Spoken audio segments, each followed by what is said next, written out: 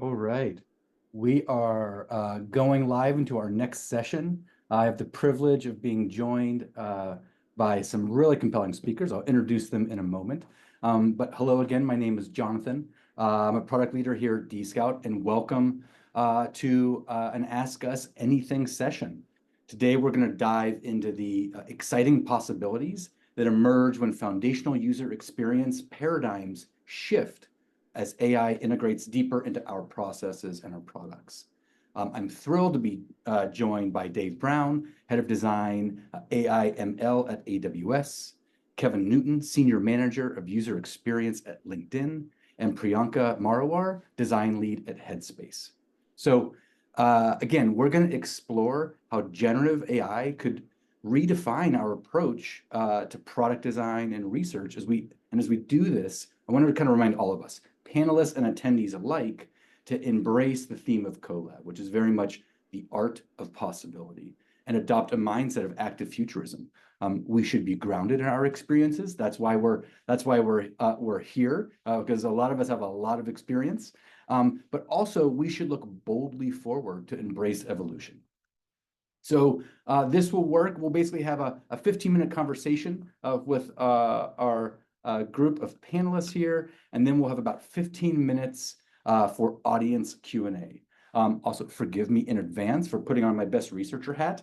I might speed us up or slow us down and interrupt to make sure we can cover a lot of great topics, because no doubt in 30 minutes, we will only scratch the surface. And really, with that, to kick us off, I'd love for each of you to share your thoughts on how user experience professionals can practice active futurism by leveraging AI as a tool that complements rather than replaces human intuition. And Kevin, can we be so bold and start with you? Yeah, definitely. So I think at LinkedIn, anyway, we do a lot of experimenting with AI, exactly just how you mentioned, right? And so we are looking for ways for it to enhance our researchers, and I think that it can't really do that if we hide in the corners. I think that's the big thing that we're trying to tell our teams now is like, I believe most of our researchers are probably using it to enhance human intuition and relying on that, but we don't really know because I think there's some fear there in the community. And so what I would encourage all of us to do, and what I encourage my teams to do, is like, let's just talk about it. Let's just bring it out. And sometimes, yeah, maybe it won't be the right call, and we'll figure that out. And maybe it is that, you want to solely have human intuition and not the enhancement. But if we hide it, we can't get to that point. So let's have the conversations. Yeah, I really love that point about essentially transparency. I think that's so important because we're going to be doing a lot of failing and learning, and without that transparency and feedback loop, hard to really get there. Dave, can I pass it to you next for your reflection on this? Yeah, I think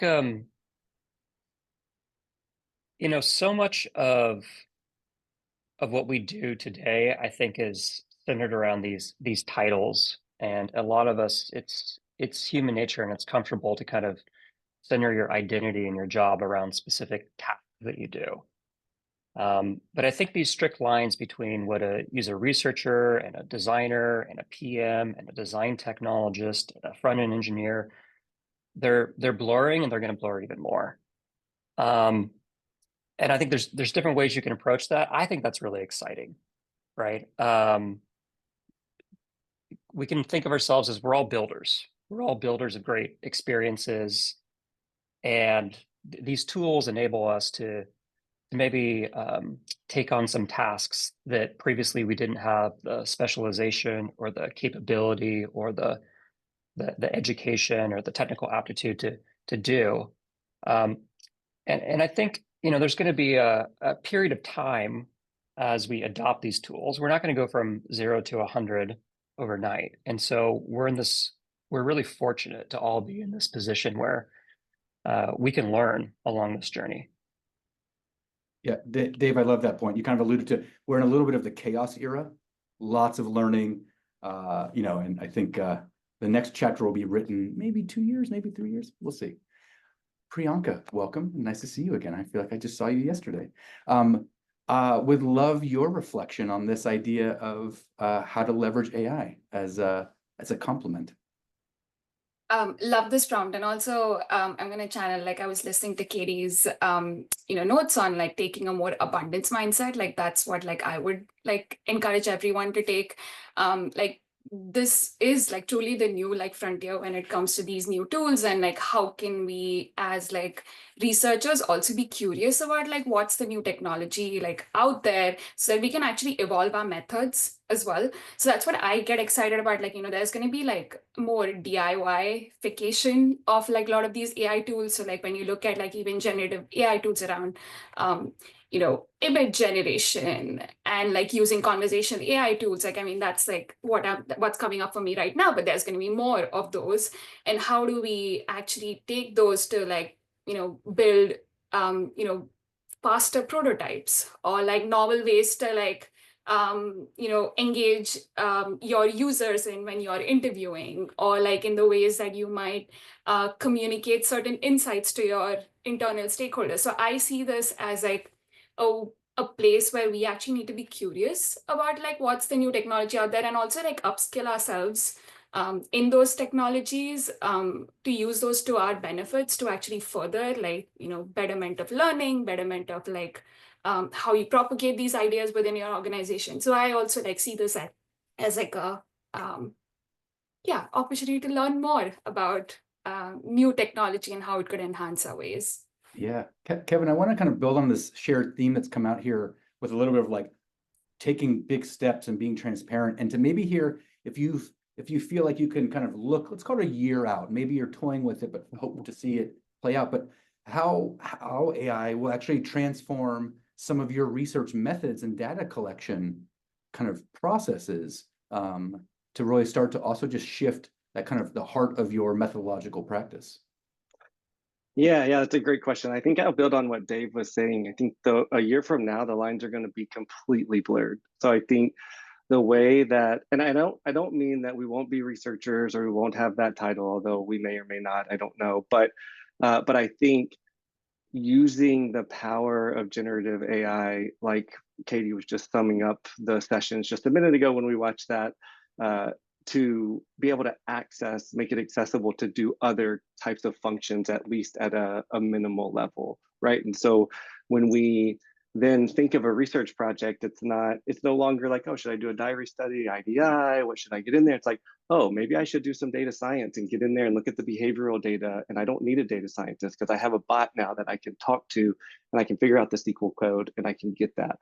Oh, maybe I need to create a Figma to make my story more compelling so that I can share that in your bridging into design, right? So you're bringing that all together. You're still doing the same thing. You're still trying to influence your stakeholders, tell a story, get a point across, make impact, but you're just doing it with multiple arms going everywhere and using that to pull it in.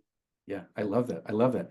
Well, kind of moving on to maybe another question, another prompt. And Priyanka, I kind of want to, I'd like to start with you in the spirit of like, we've talked even already a little bit about like blurring roles, and these tools will start to help us and facilitate kind of more practices amongst a single person. But undoubtedly, there still will be designers, there will be researchers, in the year ahead. And I'm wondering if you are thinking about sort of how AI can help researchers and designers actually collaborate even more closely together, and kind of what practices might emerge sort of in the process based of collaborating across roles with AI.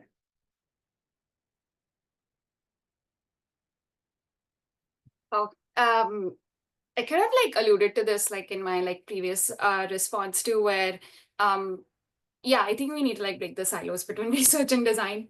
And I think kind of thinking more creatively along with your like designers and researchers and like AI also as like a partner in all of it.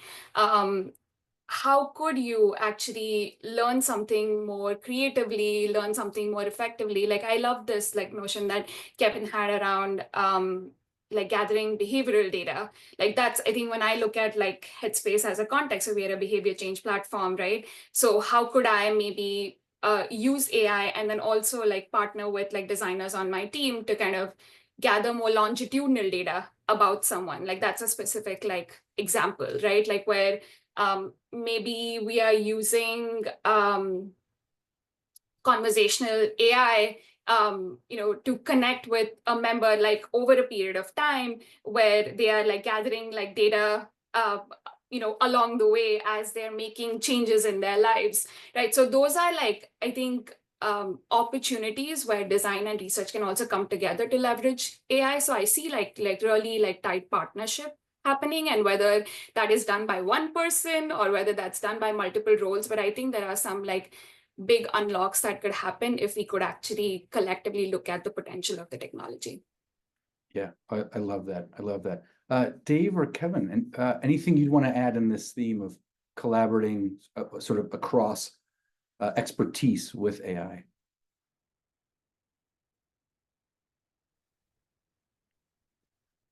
Bold, uncharted territory. I don't know. If I'm gonna, I'll speculate here, Please. and this is maybe a bold speculation, but it could be that the future is generalists that have enough knowledge to sort of collaborate and work across these lines, and we have then some sort of center that is making sure the quality maintains across all of these generalists. So you have like this hub of expertise which you can go to, but generally if you're on a product team, you sort of can take everything in, and then if you need help, you go to this other center that's really just there to make sure that you can double check yourself or get what you need. Yeah. Again. Yeah. No, I love that. I think maybe just even an interesting observation amongst these answers is there's all these kind of curiosities and opportunities and things we're experimenting with, but we're still so on the vanguard that right now, many of us, all of us, here in attendance and on the panel are still just focused on how do I use this for me? Yeah. Okay, I'm feeling more confident there. And then maybe it's as much a good reminder to experiment and try things and share your failures, share your victories with your colleagues. And we are all such eager collaborators and yes-anders here in this space we occupy, that I think that's a really, really nice way to kind of promote into that collaboration through. So I want to get to I'm watching the clock. I got my stopwatch going. I want to get to a third question, a little bit getting out of process and more into kind of product experiences. And I'm really eager to understand sort of in what ways AI can foster a more personalized and inclusive approach to product experiences that account for diverse demographics, accessibility needs. Really curious how we might evolve to meet these needs in our user experiences. And Dave, I'd love to start with you, particularly with your talk today. Yeah, I think there's a lot of ways that machine learning and AI can apply here. The one I might start with is just really pragmatically thinking about tasks that are centered around language. LLMs are really good around things like summarization, translation, document understanding, transcription. And if you think about it, these are all the real primitive capabilities upon which a lot of user research runs, right? And so if user researchers and others can use these tools to sort of break down the barriers of language, of geography, of ability, that's really powerful. I saw a recent example where a company is using a model to convert content that is written for a higher reading level and translated into kind of an easier to read level. Like, so taking it something from like 8th grade level to 2nd grade level, right? And this exposes content to people who may have different learning disabilities or just broader abilities. And this is something that used to be really time intensive and hard to do at scale. Personally, my son has hearing loss and he has dyslexia. And I think in his life, the ability for these tools to help him move across these modalities really easily is going to be incredible, right? He uses this app called Learning Ally. that he can select any book, and it will provide the written transcription highlighted, so it's easier for him to follow it, and the voiceover as well, right? So moving across these different modalities really easily. So again, I would sort of just think pragmatically around what are the things that models are really good at, language at a primitive level, and then how do you apply those on top? That's wonderful, and thank you for sharing that personal anecdote. And I think you said something that really is interesting to me, is that here we are really pushing the future, but what I love is that little reminder: be pragmatic. What does the thing do well now? You know, LLMs are getting really good at this, so I love even that reminder as we are boldly looking forward. Harness the things we know it does well today. I think that's a nice reflection. Priyanka, I'd love to get your thoughts on this. I think you work in such a special topic at Headspace that I think there's I'm sure a lot of thinking that you all do along these lines. Yeah, I'd love to like actually start with like one of the surprising insights about like kind of how we thought about like trust and like the use of AI in the context of reflection, and that like real concerns like that people won't trust it to actually like share like more about themselves and like their like authentic experiences. Coming to the other side, like now that we've launched Ebb, like one of the most surprising insights is actually that people are not only trusting it, but actually like addressing it as like non-judgmental and non-judgmental than other humans in their lives. So that actually like made me wonder like, how much our own identity, like even as researchers, can play into like how we gather data and like how people might feel in that context, as in like your identity and your biases influencing like what others share with you and how much they share with you. So I've been curious about like if we see that if there is a bot that has certain level of like empathy that is encouraging someone to actually share their like deepest experiences because they think it's actually non-judgmental and it's safe, like how it could actually evolve our research methods to maybe use some of this technology so that maybe people are less influenced by the interviewer and their own biases like within that like context of learning. So anyways, that's one of the things that I'm like kind of noodling on, and of course there are big questions about whether we should go in that direction or not, but I myself have been surprised by how quickly people's like perceptions about the technology themselves are changing, even when the context is so delicate. Yeah. Oh, that's wonderful. I love that reflection. So we're gonna change gears and get into the Q&A. And I realized I forgot to say earlier to please use the Q&A function for our attendees to drop questions in. We've already got a few, so we'll see what we can get to. But please drop some questions in there. And I'm gonna shift gears now to some audience questions. And so Priyanka, this first one we'll certainly start with you. And pardon my kind of paraphrase as I read here, but so your talk alludes to how winning over skeptics is key to the process. And this person is curious how all of us will think about building trust with users when deploying AI-driven solutions that involves data sharing, handling of potentially sensitive content. So really, at the end of the day, how have you addressed privacy implications in building trust with users with AI features? Such a good question. I think in my talk, I kind of talked about sort of the user-facing like measures that we took to create a sense of like safety, and the sense of safety was so critical to someone engaging with it to then actually realize any health benefits, right? So it was so foundational, but that was kind of creating the feelings of safety. But I think on the organizationally and on the back end, we had to make sure that there are the correct guardrails, that we are not like that members feel supported if they have any acute needs that emerge, right? When it comes to their data, that we are actually like storing it in secure ways. In the core like development of the bot itself, we had to make sure that we have not only like mental health experts, but also people who have insight into like marginalized groups' experiences. So safety in terms of like how we support members on the front end, but also like organizationally, like we had to make sure we have the systems and the structures to actually design a product that is truly safe, and we are like protecting our members' data. So it's like a multi-level like approach where yes, there's a sort of like feeling of safety, but also that an experience, the experience is safe fundamentally, and that the data in itself is also like protected. I don't know, it was a long-winded answer, but like it's what I'm saying is that the organization also at the get-go needs to think about like what is the stance and approach towards safety and foundational to how we build products. Yeah, I love that, because it is as much about product experience, to your point, as it is how you operate as a team. And even those nuances, like I know we're lots of researchers and designers here today, but I know hidden amongst us are a few product managers.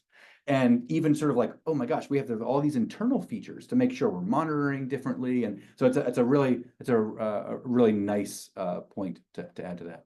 I'm curious, Kevin, if there's anything you'd want to add to this notion of sort of building trust with users. You also have a very end user focused product at LinkedIn. Absolutely. We've made some mistakes in the past 2 years. I'll say that. Just go ahead and admit that out. But I actually want to use an internal product that we have as an example, because we built our repository on top of an AI engine. And so we have now this experience where people can go and they can ask questions, and it only accesses our user research insights, and it will tell. But AI is really not good at admitting when it doesn't know something. And so it has been a struggle for us to gain some of the trust with some of our stakeholders when they are getting things that they know we don't know, and it'll just make stuff up. And I think it goes back to what the other Kevin talked about, and I can't remember the terms right now, but you can train a model, and then I don't remember the other, tweak is what I'm going to say, but basically you can and I think that is where actually researchers can come in and actually treat the AI as the participant, right? So we're researching the AI, we're trying to break the AI, we're going in there, we're asking it questions, and then using that to help the engineers, right, tweak, not train the model, but tweak how it's behaving and how it's going. And so we were able to do that to some extent, and our model will now sometimes admit like, oh, I don't have anything for that. You can go and see that, right? But we had to do a lot of testing on how we're telling the model to behave in order to make that happen. And I think the transparency of that is what's crucial for consumer facing, is like letting people know we're working on this in a user-friendly way, and saying like, look, I know we all see the disclosure that it may not be accurate. I think we need to do more though, and really say like, look, maybe there's a trust score, maybe we give a confidence score or something, right? Or maybe we're like putting that in the model and saying, you should really double check this, or we feel really confident that this is going to give you something that you can use. Yeah, Kevin, I really appreciate that frankness, but also like that learning journey. I think there's something we sort of joke a little about at Dscout, is that LLMs want to be the star of the show, and we want them to be obedient assistants. And that tension, right? How do we take that performative bias of many of these different models and make them, I don't know, more demure? That word, is an interesting. It's a really interesting product challenge that demands deep research, deep product experience thinking. So I think it's a great point. All right, I'm going to move to this next question, and Dave, this will start with you. And again, I'm going to kind of paraphrase as we get here, but Dave, your talk has some really awesome kind of point of view about personalization experiences and really like driving to that. And this question is really around if everyone's having different experiences, how do we make sure they feel familiar and aligned to their mental models and not catch users by surprise?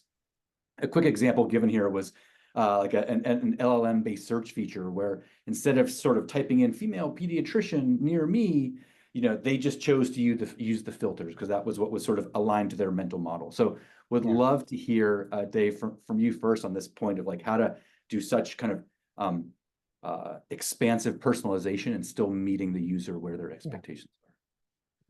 Well, I mean, I'll start with a bit of humility. I don't claim to have this all figured out, but I do think we're in the very early innings of what are those new design patterns and ways that customers can interact both with the existing application and an AI together, right? And so to me, this feels like early 2000s. I'll date myself. You know, I started my career working on a lot of banner ads and flash microsites. But you know, what was the banner ad? It was a classified ad from the newspaper that came onto the internet, right? And I think a lot of the first experiences of AI are, you know, let's put a chat assistant on the right into an existing application, and those lines don't blur, right? And so when we talk about these personalized experiences, I think a lot of it is like we're not getting rid of every design pattern and component, right? We're probably adding some layer of personalization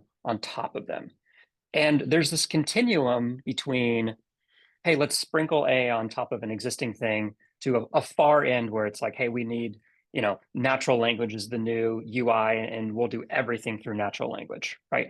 And I think it's much more of a blend of the two. And so to me, one of the most interesting areas right now in AI UX is thinking about what are those new patterns and components, both at a design level, but also at a engineering implementation level, to bring in those things like personalization. And so, like in the example that the person who asked the question gave, it was around search, right? And it was basically saying that you sort of lost this contextual information, right? So maybe I don't want to just use natural language through search and get a raw result. Maybe I want to use natural language in combination with other filters or other familiar patterns that I have, right? You know, I'm not going to use natural language for a color picker component, right? There's a lot of things where it doesn't make sense to use natural language, but it might be good for that initial blank space problem. And so ways to blend and merge these things together is really a rich area for experimentation, and something I'm really excited about. Yeah, I think you make a really nice point too about this notion of the blurring of familiar patterns with sort of this new layer. And I think if we put our futurist hats on, I think that's especially true in experiences that we are all familiar with today.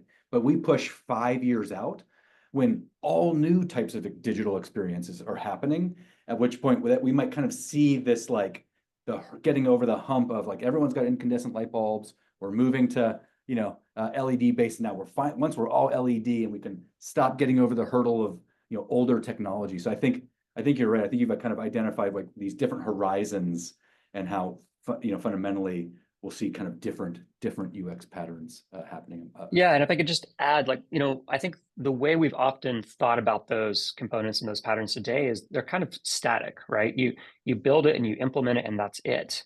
And obviously dynamic information is coming in through the API, et cetera. But the pattern and component itself is not changing. And I think that's an area where it's going to evolve, right? So imagine this set of AI-driven, you know, components where you have a library of recommendation panels and confidence meters and explainability panels and adaptive input prompts and sentiment analysis widgets. And I could keep going and going and going. But those are going to things where as the user interacts with the application, the interface itself is going to change and mold and adapt. And so that's going to be a journey that we're all going to go on. And that was kind of the theme of my talk. Of eventually, we're not going to be designing for a single golden path with a few edge cases. Ultimately, all these things are going to be a little bit of an edge case and a little bit of a personalized experience. Yeah, I love that. I am the nervous quality engineer shaking my boots thinking about how processes will change to put reliable, repeatable testing out in there. That's going to be that's another talk, maybe for another different conference.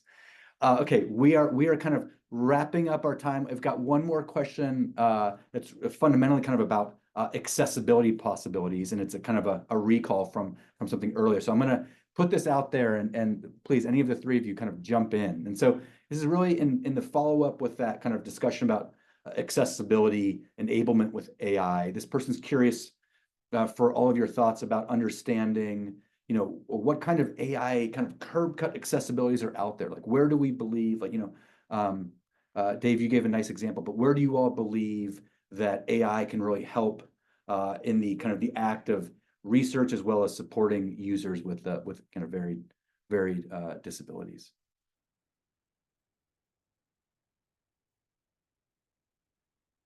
Big question.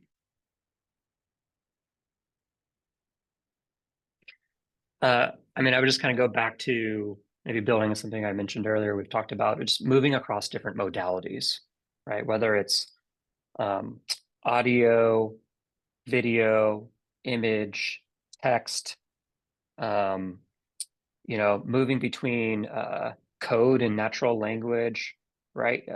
There's lots of different ways to communicate the same underlying information across different modalities. And so models can do that. And there's a lot of other tools that are combined with the models to help us do that. What I think we lack as an industry are designers and researchers and product managers, design technologists and FEs to help invent what that's going to look like for the end user experience. And it's fine. We're just really early. You know, academia has been investing in models and science here for decades through the mechanisms of research grants and you know PhDs and all sorts of things. And this is just an area where we're really new, right? And so usually the way these things get developed through product is sort of in the live world of the market and seeing different experiences and how customers are reacting to them. Yeah, wonderful. I would just quickly add to that, at a sort of an immediate level, I think AI could be used to help bring applications up to code, right? So oftentimes people who do have accessibility issues are using some sort of third-party screen reader or something, but if it's not tagged correctly or it can't read it. And I think there's a real opportunity for Gen AI to clean all of that up, you know, relatively quickly in the near future. But yeah, I think for the future, to Dave's point, I think we don't even know that the UI of AI is, or Gen AI is yet, or it's all real chat based a lot right now, but I don't think that's the future. And once we figure that out, then I think it'll unlock a whole lot for accessibility and everyone. Yeah. Well, maybe one last thought I want to share on this topic, and then I think we're going to wrap up. But is to say, I was actually recently, my origin story is as an industrial designer. That's and you know, from an era where physical products were the leading way and soft buttons were this new concept at ATMs. And I was recently attended a talk by a roboticist talking about AI and the physical world and physical products meeting the needs of accessibility. And this kind of almost an analogy like synesthesia, where it's like these tools that allow you to take voice and make them motion, or take an image and make them text, or text and make it an image. And so, you know, really kind of being able to jump, I think, very much, Dave, kind of your point, jumping across modalities even. And I think not just in our digital world, but also in physical products. I'm sure many people here are also working on physical products. All right, I could do this all day. Priyanka, Kevin, Dave, thank you so much for your time and your insight and expertise, and for being forward thinking and revealing. You know, really looking forward to seeing everyone next year.